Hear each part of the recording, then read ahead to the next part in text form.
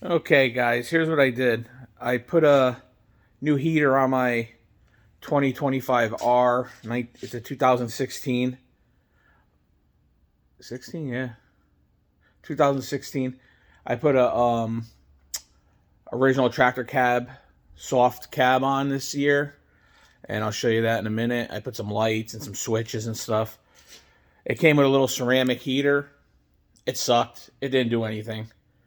And, it gets cold and windy up here. So I bought a heater core off Amazon, like $200 or so, and then bought some hose and fittings and stuff. And I did some research on one of the forums, and I'll show you how I did this because I didn't find much on it that was very comprehensive. So here's a video of that. I'll show you now. Under the hood, where I went is here, where the heat sensor used to be, and right next to it there was an Allen head that goes into your return line, a hex head plug. So I took that plug out, and that's where my return line comes in. And I took the heating sensor out, and that's where the supply line comes from. You can see this newer wire. What I did was, because this wire is short, I extended the wire for the heating sensor, and I put the heating sensor in on the other side of the water pump where there's another port. So I did that, extended that wire around, and now what the problem is finding the parts, which it wasn't a big problem for me. Some of the forums that were older, they had problems finding the parts. But on Amazon, I was able to find, this is an M16 1.5 thread. So I was able to find a M16 M16 1.5 thread to 5/8 barb. No problem there. And then here is a British thread into that plug. So I'm going to put it on the screen or in the comments or something. But it's a, hold on, you know what? I have it right here written down.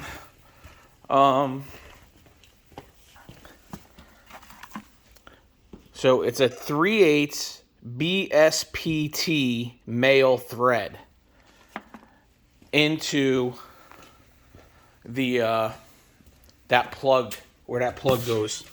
So I was able to get an adapter, a 3/8 BSPT male to a 3/8 NPT female. And then I did buy a 90, but I couldn't swing the 90 on. So I went to Home Depot and I got a 3/8 NPT MIP to a 3/8 FIP tight 90 fitting. Then I put a nipple 3/8 MIP nipple in, and then I put they didn't have a 3/8 to 5/8 barb in stock, so I put a 3/8 to 1/2 inch threaded coupling, and then put a 1/2 inch thread to 5/8 barb for the return. So you see all the fittings in there. But I put Mega Lock thread sealer in there on all the threads, and then I have that. So then, you can see that it routes around, and it routes in underneath here. And what I did was I drilled a hole in the plastics down near the hydrostatic pedals, and I ran up inside the cab, up and around, and here's the heater. And on the other side, what I did was put a shut-off valve. So if it's getting too hot and you want to shut off the heat, or it's summertime, you have your valve up here to shut it off. Here's the heater core. It's a single speed motor. And what I did was right here, I have a switch box. See if I can get this to brighten up a little bit. Yeah, there we go. I got a 4-gang switch box, which I use for my lights on the cab, and my little dome light here. What I did is I put a quick disconnect for the power, so I don't drain the battery when it's not in use. I don't leave anything on. But there, I put that on, and now you can see, I'll turn the dome light on, and then the fan.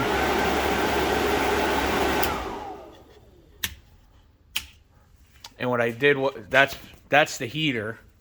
So what I did was just hook the heat. I have power coming into the switch box over to the heater, and that turns that on one of the switches. But I have a bunch of other stuff in here too, which I did. But to put the heater up, it's going to be heavier than, I don't want to mount it to the plastic roof. So what I did was I made a frame going around. We'll go from the other side, probably get a better view. But basically like 3/4 square stock coming from front to back, and 3/4 angle iron. And what I did was I made it so it bolted right in to the factory location where the top where the framing of the bracket of the cab is. And I just put longer bolts and locking nuts, nylon locking nuts. You can see back here a little better where I came in right there. So this thing is mounted on the frame that mounts down to the deck, and to, it mounts to the ROPS down here through the bolts and stuff. Then so I have that up there, but I thought the important part was where to tie in. And I ran it for a couple days. I don't have any leaks. Everything looks pretty good antifreeze wise. So that's the what I'm seeing here. There was like a little heat shield here. I don't know what exactly that was for, but it was in here, like down under here, and it just seemed like it was in the way. It didn't really go to anything. The line for the radiator overflow went through it, and so did the wire for the heat sensor. So I don't know exactly why that was there, but it was in the way. So I took that out. I don't think it's really going to make a difference. It doesn't really hook up to anything where it would make sense as a heat sink or anything. So if anybody knows anything, they can tell me. But this is how I look underneath. That's where I went. That's what I got from the forums and stuff. The best I can find. But, otherwise this year too, because I had that electric heater in, I bought a 55 amp alternator and put that in. So I had the power, because aside from having the 7.5 foot plow that I retrofitted on, it's a Western. It's a pretty heavy duty plow. I made it attached to a quick connect setup. So I've been using it for a few years now, like 3 or 4 years. It works really nice. And the reason I originally had it set up so the blade mounted directly to the quick connects, but you have no side-to-side lateral motion, like for uneven ground, and you tend to dig into the ground. So I put it back on the frame. I cut the frame a little shorter and mounted it up. I am going to try to put a hydraulic cylinder on it And I'm probably going to get a Summit hydraulic kit that you run off the Power Beyond in the back that will allow me to have a third function on the front, full third function. And then I put the sander on the back. I made a 3-point hitch sander attachment for the Western tailgate sander. The whole yellow. And then on the bottom, I painted the bottom of the frame with truck bed liner paint to make it more durable. But so now I have the sander set up on there. I have my thing run back. And what I did was I used I bought a harness, plugs, and that goes up and around and over to my sander control here. This switch here is for the vibrator on the sander to make it fall. And then, I have the sander controls here. This is all hooked up to that quick disconnect plug so that it will disconnect when I need it. I am going to put a USB charger in here so that if you're out for hours at a time, you can plug your phone in or run a little radio or whatever. Not that you'd hear it, but you can have your phone plugged in so it doesn't die. And my father's diabetic, so he drives this, so sometimes he could charge his little insulin pump if he needed to. But I put on the back spotlight so you can see in the back when you're loading up the sand and stuff at night when it's dark. No problem there. And then I put headlights up here, so it gives you extra light over the plow when you're plowing, because the factory headlights obviously don't go as wide and out to the side and stuff where you might need it sometimes. Then we all know this 4-wheel drive pedal sucks. So what I did was I put a plate on that little J hook that they give you, and now you have a bigger pedal to catch with your heel to do your 4-wheel drive, to get your 4-wheel drive locked in.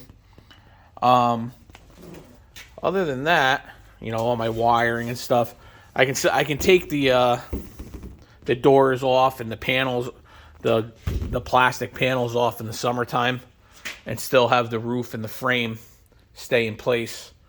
But that was some of the improvements I made recently.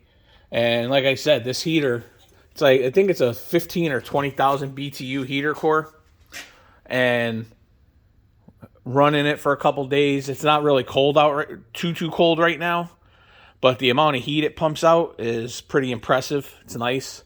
What I do have to do too is, because the fine snow will blow in over the doors here at this seam at the roof, so I'm going to put some pieces of rubber or something up here just to block that fine snow from blowing in the real windy, powdery snow days.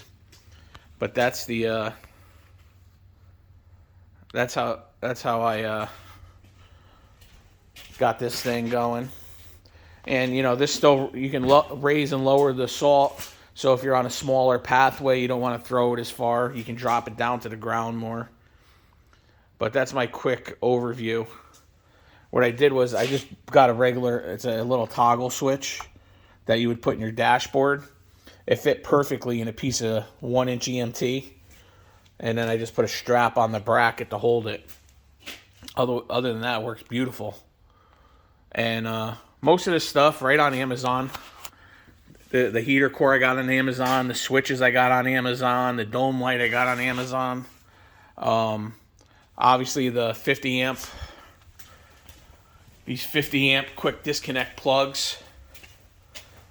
They're, they use them a lot for forklift batteries and things like that, bigger ones. And I use them on my truck for my sander power out of with a relay on the cab, so I can turn that power on and off on the deck of the truck. Works beautiful. But like I said, those are just some of the little improvements, and some of the questions that people might have about hooking the heat up, because I did, and it took me a while to find somewhere.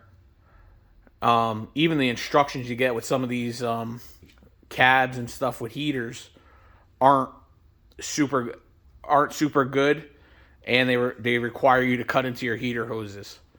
And going over some of the forums, people don't want to cut into their heater hoses and put weird fittings in and all that. That looks like a good way to do it, and it works, and it makes sense. So I tried it, and it worked, and it seems to work nice.